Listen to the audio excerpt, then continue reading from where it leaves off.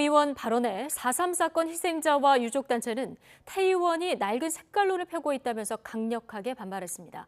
신지원 기자가 4.3 사건 특별법과 진상보고서를 통해서 발언 내용을 검증해봤습니다. 국민의힘 전당대회 첫 합동 연설회 참석차 제주를 찾은 태영호 국민의힘 의원. 자신의 SNS에 제주 호국원에서 무릎 꿇은 사진을 올리며 제주 4.3 사건이 명백히 북한 김일성의 지시에 의해 촉발됐다고 주장했습니다. 제주 4.3 사건 희생자 단체들은 즉각 공동성명을 냈습니다. 태 의원이 낡아빠진 색깔론으로 국민을 현혹하려 한다며 4.3 사건을 폭동으로 폄훼해온 극우 논리와 다를 게 없다고 비판한 겁니다. 제주 4.3 사건의 진상규명을 위한 노력은 20년 넘게 이어지고 있습니다. 지난 1999년 12월 특별법이 제정돼 이듬해 1월 공포됐는데 특별법은 제주 4.3 사건을 1947년 3월 1일을 기점으로 1948년 4월 3일 발생한 소요 사태, 그리고 1954년 9월 21일까지 제주도에서 발생한 무력 충돌과 진압 과정에서 주민들이 희생당한 사건으로 정의하고 있습니다. 이 법률을 근거로 진상조사위원회가 꾸려졌고 보고서가 발간됐습니다. 진상보고서 본문에는 김일성이라는 이름이 세 차례 등장합니다.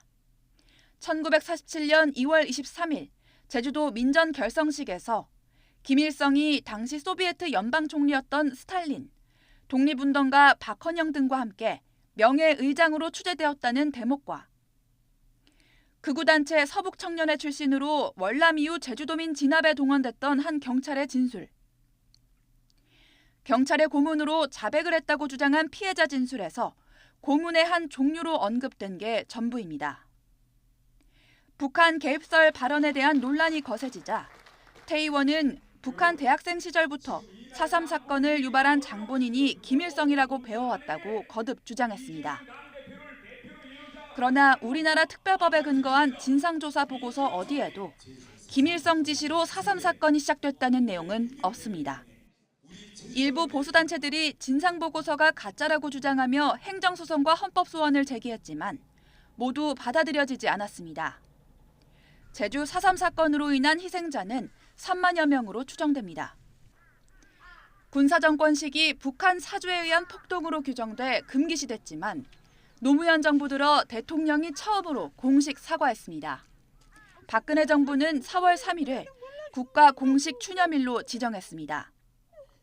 윤석열 대통령은 보수정당의 대통령이나 대통령 당선인 가운데 처음으로 추념식에 참석하기도 했습니다.